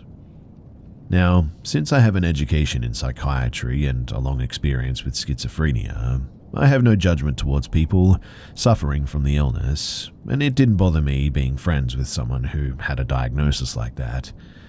And even after what I tell you, I still feel the same way. In the summer of 2023, I had moved on to work in a new place, also with mental health, but this time forensic psychiatry, like a halfway house for mentally ill murderers, etc. The 4 of us stayed in touch and still met every now and then for dinner parties and whatnot. Em told us that she had been evicted from her apartment because of an incident where she had accidentally entered her neighbor's apartment in the middle of the night. She told us that in the huge apartment complex, the doors all looked exactly the same, and that she simply walked in the wrong door by accident, and that the neighbors, they'd created a bit of a scene out of pure drama and reported her to the police. I somehow felt that while that sounded out of proportion to evict someone just from that perhaps the landlord took that kind of action because he judged her based on her medical history, and I felt honestly bad for her. I questioned her if something else happened, and she claimed that it didn't and that this was the full story. In Sweden, it's very difficult to get a contract for an apartment when you've gotten evicted before. You pretty much get blacklisted and that's that. So Em asked if she could move in with me. Since she was literally on the street, literally homeless, I said, well, of course you can. I've always gotten myself into uncomfortable situations by saying yes instead of thinking about myself, and had no idea just how severe this situation would get when I said yes to Em. So I live in a pretty small apartment. It's 1 bedroom that pretty much only fits a bed and a desk, a living room that fits a couch and a TV, no room for an extra bed, a small kitchen and a small bathroom, and I have 2 cats too. We decided that Em was going to live in the living room, and I offered her to throw my couch out so she could have a bed there, but she said that she was fine with sleeping on the couch since it's comfortable enough. I insisted on giving her a bed, but she always declined. There's a door between the living room and the bedroom too, but between the living room and the hallway, there's just an open arch, so she wouldn't have total privacy by any means. But I hung up a thick velvet curtain covering the arch, so at least that gave her the sense of a door and more privacy than nothing. There's another door from my bedroom to my kitchen too, so I have 2 doors to my bedroom. I have to have one of them open at night since my cats want to go in and out, and they also have their litter boxes in the bathroom, and food and water in the kitchen. I naturally kept the kitchen door open and not the living room door, since that's where Em lived and we wanted to keep our privacy somehow. She wasn't working at this time because she was on one of her long-term sick leaves. This while I was working shifts, so sometimes I had to get up at 6 a.m. and sometimes I didn't get home until like 11 p.m. I have really severe insomnia too, and I need to combine medication to just get to sleep. And even with this, I still wake up easily. I told her that I would appreciate if she could try to stay quiet those nights when I have to get up at 6 in the morning, but that it's fine if she's loud when I'm at work or when I'm doing the evening shifts because then I don't need to sleep as much. Now, she was a heavy smoker and a coffee drinker, so I bought her a coffee machine. Yeah, I know, I'm a bit of a weirdo who doesn't drink coffee very often, so I didn't have one. But I did this to make her enjoy her living situation a little more. The coffee machine in the sink is placed right outside of my bedroom door. Like I said, the kitchen is pretty small. So the first night together, I had to get up at 6 for my shift. As usual, I had a hard time falling asleep. Em had been up several times that night to go out to smoke, and I woke up every single time. At 5 a.m., she started making coffee, and since it's literally outside of my bedroom door, I was wide awake from the sounds of it. I asked her in the nicest way possible why she was up this early, asking if she had any plans today. I mean, she's on sick leave, so why not sleep at 5 a.m. if you can?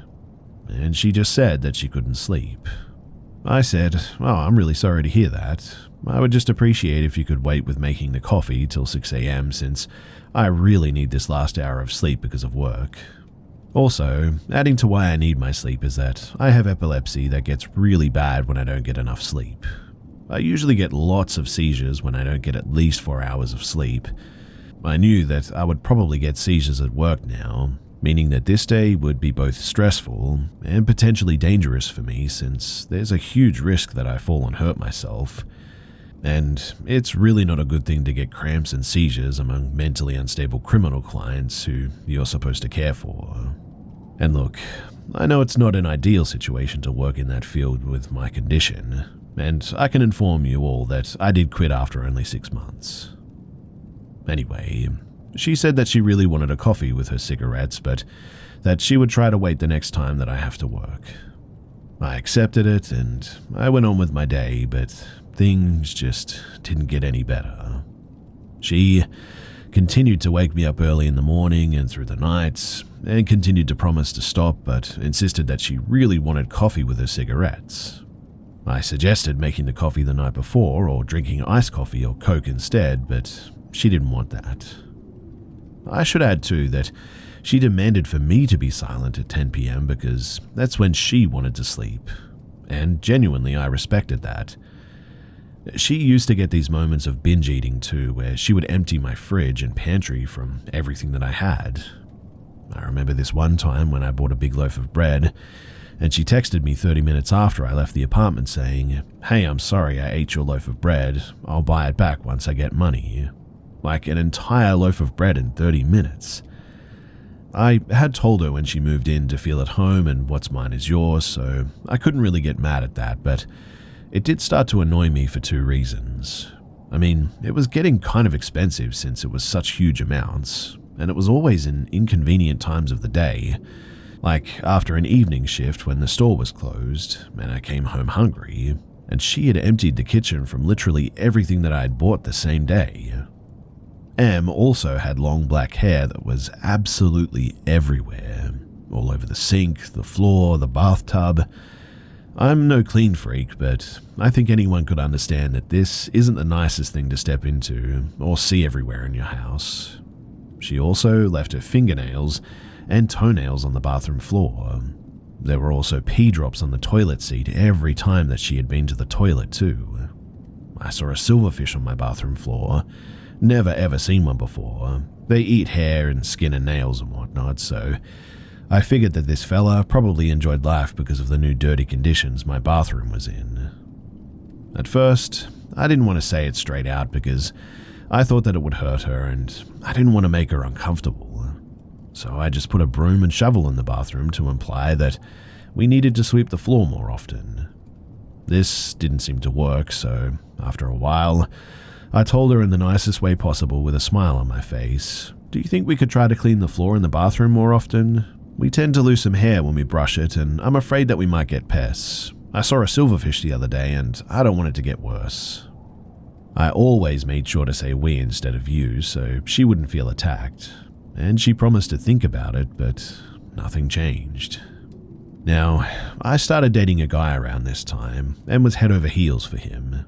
He was also in a roommate situation, so we had a tough time getting any alone time. I asked Em if there was any chance that we could get one night to ourselves every now and then in the apartment, and that she, of course, would get the apartment to herself as well. She didn't like the idea and claimed that she had nowhere to go, no friends or family. Now, I wasn't asking her to leave for 24 hours or anything, just a few hours so we could just get some quality time together. She could just go to the library or take a walk or whatever. I mean, I was at work for like 8 to 10 hours, 5 days a week, so she got a lot of time to herself. One of our old co-workers realized that this was really tearing at my mood, to never get any time for myself, and I started feeling really suffocated. She offered that Em could stay the night at her place. After all, they were friends too. Em said that she didn't want to bother her, but we told her that she didn't. They're friends. She's more than welcome. And I really just want one night to myself and my guy after all. I didn't understand why she made such a big deal over leaving me and the apartment for just one night. She eventually accepted and spent the night there, and I spent the night away the next week so that she could go and get more alone time too. And when I came home the next morning from my night away, I saw that my cat's water bowl was completely dried out. There was no spill on the floor, and it looked like it had been wiped out with a towel or a paper or something. I had filled it up to the brim just the night before. I asked her how this was possible, and she said that the cats must have tipped it out, but there was nothing on the floor, like I said. But my cats are overly social and usually cuddle up with strangers after just a few minutes, and I noticed that the cats withdrew from her more and more over time, and the last couple of weeks, they never left my bedroom except from when they ate or used the litter box or whatever. It honestly seemed like they were scared of her, which I couldn't figure out since she was just so timid. I had this old saucepan from the 60s that meant a lot to me too. You probably wonder how a saucepan can mean a lot to someone, right? But it was my grandmother's, and it's really the only thing that I have that belongs to her. My mother used to cook for me with it when I was little, so it has a great nostalgic value to me. She burnt it one day and made no attempt to clean it. She left it on the stove and went out to smoke. I found it ruined, and I cried that day.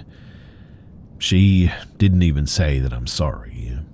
She also broke dishes several times and didn't bother to replace them or apologize. This added to my frustration with her naturally, and it had been probably, 2 months had gone by now, and she kept waking me up at night, kept binge eating my food, never cleaned, never left the house, scared my cats and ruined my things. I realized too that she stole my prescripted sleeping pills at one point, lots of them as well, and I only get one per night, not more or less, and as you already know, I really need them. I had 20 of them in my nightstand when I left for work, and when I came home, they were gone. She denied this, which is pretty hilarious since nobody else could have been there. But my frustration was getting heavy. The summer heat was strong, and I felt locked up in my tiny bedroom with my 2 cats, never getting any time to myself, never any time alone with the guy that I was dating, except for once every 14th day. My apartment was messy and she was stealing from me. All of this was beginning to culminate. But one day, out of nowhere, my old elementary school classmate texted me on Facebook asking me how I know Em. He had seen that I had posted on Facebook that we were roommates now. I told him that we were old co-workers and that she needed a place to stay because she got evicted. He said, I know, but do you know why she was evicted? Yeah, she accidentally went into her neighbor's apartment. He said, that's not the full story. She broke in and snuck up to their sleeping baby with a knife in her hand, but luckily the father woke up and wrestled her down and managed to save the baby. Thankfully, nothing happened, but it was definitely a close call. I felt sick to my stomach. Could this be true? It would certainly explain why she was evicted, but it just sounded so horrible. And she is such a timid, nice girl. I had so many questions. But my friend had the full police report. Apparently the couple that M had broken into was his ex-girlfriend and her family. It seemed that M had a psychosis episode during the break-in, but those parts weren't public. It was, however, clear to me that she had been lying to me about why this had happened, and about how long she had been mentally unstable for. I started getting quite paranoid now, and I was already very frustrated with everything, and it was around this time that I really wanted her to move out. We did, however, have a contract that she had 30 days notice, and I knew that if I asked her in a harsh way that it would mean 30 days of chaos until she moved out. So I wanted to handle this as nicely as I could. I started looking for cheap hostels for her that I could suggest to her so she wouldn't be on the streets. I sat down with her and told her that I loved living with her and I feel really horrible for this, but I just miss my alone time and that the apartment is too small for 2 people. I said it wasn't personal and that I wouldn't want to live with anyone right now and that I wished it would have worked out and that I'm really sorry and hope that we can still remain friends. She looked absolutely crushed and said that it wasn't possible. I showed her the hostel that I found and said that I understood that it wasn't the ultimate situation, but I really needed her to move out because I felt suffocated, and also the summer heat was making it tough to always have the door to the bedroom closed, and that it was tough for me to not get my sleep, etc. She said okay. She was going to try and move out, but not until 30 days had passed, and I said of course to this. The first night after our talk, she got up and made her coffee at 2:30 in the morning. I nearly had a mental breakdown that night. I mean, I was going to get up at 6 and I couldn't go back to sleep. I asked her in the morning for probably the 10th time to not make coffee until I get up, but she didn't even answer me that time. She just sat in the sofa and stared out the window. I said, "Em?" and she kept staring. I was a little bit freaked out by that, but I left for work. She kept being weird though, kept making a mess, kept waking me up, kept eating my food, and all I could think about was the incident with her and the baby and the knife and all that. I eventually got so ticked off about being woken up by the coffee maker, I plugged it out and stored it in my attic, which she had no access to. It may have been childish, I know that, but I was just genuinely getting so tired at this moment. My sleeping pills were stolen and I was starting to feel like Edward Norton in the beginning of Fight Club. Well, the next night, I woke up at 4 a.m. by her making coffee in a saucepan. Not my grandmother's saucepan, thankfully. That one was ruined. I tried talking to her again, explaining the situation, but she just stared and didn't reply. Me being frustrated and on the tipping point, took the saucepan and stored it in the attic as well. I know, but I was going crazy and just wanted her to stop with this nightly coffee routines and to just get the hint. The third night, I had the guy that I was dating sleeping at our place because I was getting really paranoid now over her weird behavior, not speaking with me and just staring into space. I woke up from my very light snooze by him poking me, and he whispered, "Look." And in the doorway, M was just standing silently, staring at us. Honestly, this was like a scene from a horror movie, with her long black hair over her face. I kid you not. I didn't say anything at first, because I wanted to know if she just stood there for a second doing something by the door, but I realized after a while that she was actually just standing still staring at us. It reminded me of the ending of Paranormal Activity when Katie just stares at Micah in the final scene. So I sat up and said, "What are you doing?"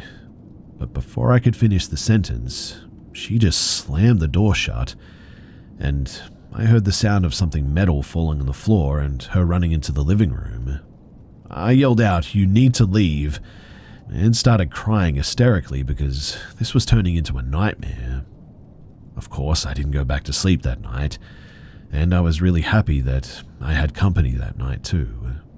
I just kept asking myself, had she done this before? Stared at me in my sleep like that? The next day, when I got out of bed, I opened the door that she had slammed shut and saw a kitchen knife on the floor. So that was the metal sound that I had heard before she ran off that night. At this point, I took all of my knives and locked them in the attic as well. I then asked a friend of mine to come to my house and be here when I tell her that she has to move out immediately, that I can no longer wait 30 days. We were 27 days in.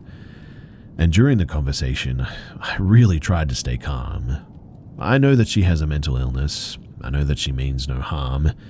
And even though I was just so frustrated, I couldn't bring myself to hate her. I was mostly scared and tired, I guess, but she, however, didn't even answer when I talked to her. She just kept staring at the window. She left the apartment and she sent me a text instead, saying that I was disrespectful for bringing a friend over to her place. I came and I thought that this would be a quiet night finally. No coffee maker or saucepans. But at 3 a.m. I woke up by her burning dry coffee powder in a frying pan. At this moment, I just felt terrified of her. Her face was dead, her eyes were black. I suspected that she had gone into psychosis. I stopped the fire and she just ran off to the living room in silence. I knew that she had an appointment with her psychiatrist the next day, and while she was away, I packed all of her things. I then sent her a text telling her that she needs to pick them up and give me back my keys, and that I'll give her money for a hostel the upcoming 26 days. She didn't reply though. The guy that I was seeing came to keep me company in case she would fight about it. She didn't. She left the keys without looking at us and she just left. Our co-workers who were friends with us both told me that she moved in with a guy that she was dating apparently, and she stayed there for a few weeks until she somehow amazingly got an apartment of her own. She started working again and genuinely I was really happy to hear this. She seemed to be doing pretty well. Then in January of this year, one of our old co-workers told me that Em had called her and told her everything must burn, that she has a baby that she must save, and other delusional stuff. She had called 112, Swedish emergency number, like 911, about this, but they hadn't taken it seriously. Em had then proceeded to burn her entire apartment down because the voices in her head were telling her that she has to burn everything to save her friends and family. Her neighbors had tried to rescue her from the fire, but she had fought them off and ran back in and poured liquor on the fire to make it burn more. She was arrested and sentenced last week for aggravated arson. She'll serve her time in a mental institution or prison for a long time, possibly forever even. What's ironic is that she will probably be in the facility where I used to work and end up where she used to work herself.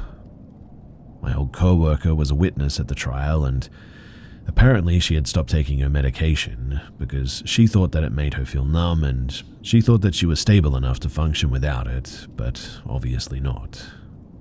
She had also stopped taking her medication the last few weeks when she stayed at my house, so when she stared blankly into space, she was going into psychosis.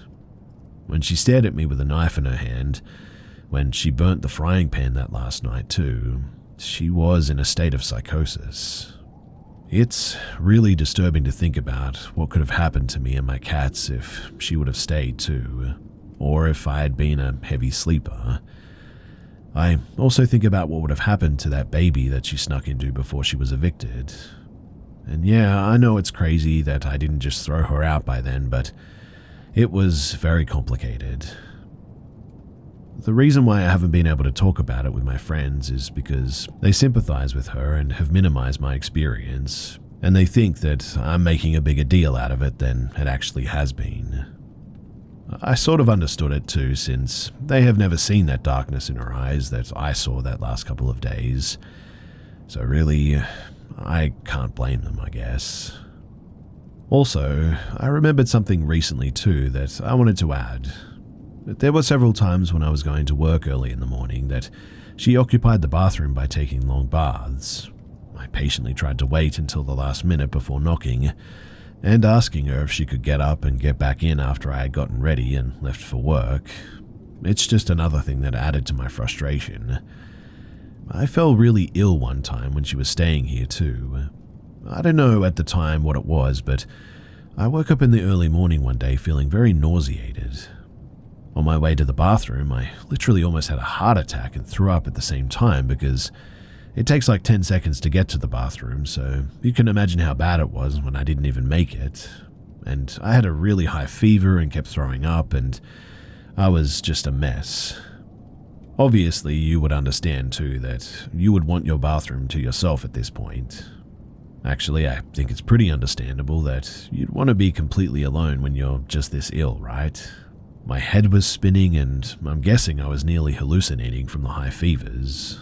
But one random thing I laugh about today is that it was Eurovision week, and for some reason the flute solo from Moldova's song was stuck on repeat in my head while I was in and out of fever dreams. I have a hard time listening to it today because of this, but anyway, working in healthcare, I also have a natural instinct of not wanting to spread infections, so my first thought was that besides wanting to be alone, I didn't want to risk giving whatever this was to Em. So I begged her the moment that I noticed I was ill to please leave for her own sake. I mean, I could barely speak because it made me throw up that easily, and our friend in common had asked her to water her plants that week, so she had the keys to her place and could have been alone there. But Em refused to leave, and I swear if I had the energy to slip out of the window and to fall to my death, I would have, but I couldn't. Anyway, I was half sitting or half laying on the toilet with a bucket on my lap, my head sort of resting in the bucket of puke because I just couldn't hold it up with the high fever, and I just begged through whispers for her to leave so she wouldn't be as ill as I was too. I told her, "What if you get sick soon too? We can't share the toilet. I'll be here all day. You should go to her place before it's too late, please." Eventually, she left, really ticked off at me.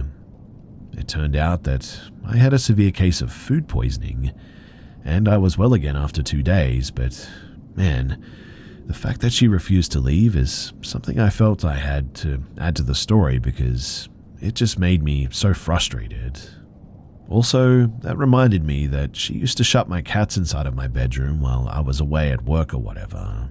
She did this so that they couldn't eat, drink, or use the litter boxes. She claimed that she just recently closed it because she was trying to sleep, but I remember that she did it in the middle of the day one time, the last few days too, so she was lying about that for sure. Anyway, I could genuinely just go on and on about this whole situation, but that's the story, and thankfully, I survived.